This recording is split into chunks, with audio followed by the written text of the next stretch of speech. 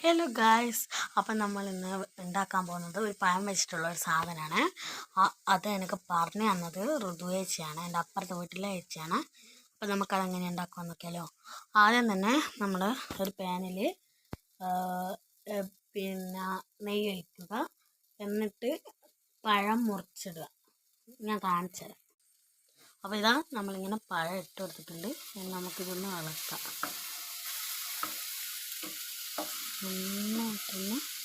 നന്നായിട്ടൊന്ന് ഇളക്കി കൊടുക്കണം.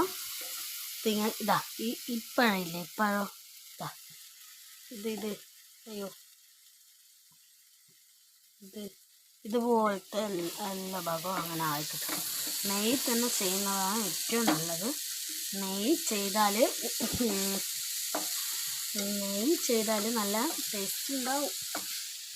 നെയ്യിൻ്റെ ടേസ്റ്റ് ഉള്ളവർക്ക് നല്ല ടേസ്റ്റ്. നമുക്ക് ഇതൊന്ന് വാടിയിട്ട് കാണാം.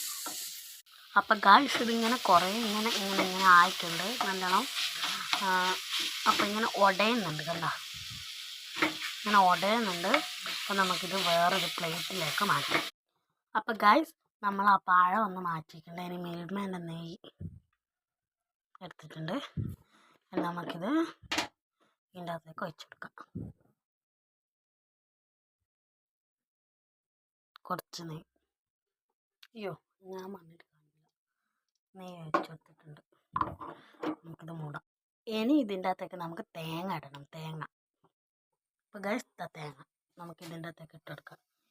ഈ വെളിച്ചെണ്ണ ഇതിൻ്റെ അകത്തേക്ക് ഇട്ട് കൊടുത്തിട്ടുണ്ട്. ഇനി നമുക്ക് ഇളക്കാം. ഇപ്പോൾ ഗൈസ്, നമ്മൾ തേങ്ങ എടുക്കണമെങ്കിൽ ഇതൊന്ന് നന്നായിട്ട് ഫുൾ ഫ്ലെയിമിലിടാം. ഇതൊന്ന് നന്നായിട്ട് ഇതാക്കിയെടുക്കാം. മസ്റ്റ് ഇട്ടാൽ നിങ്ങൾക്ക് ഇഷ്ടപ്പെടുന്ന പറയാം, പക്ഷെ എനിക്ക് ഭയങ്കര ഇഷ്ടമാണ്.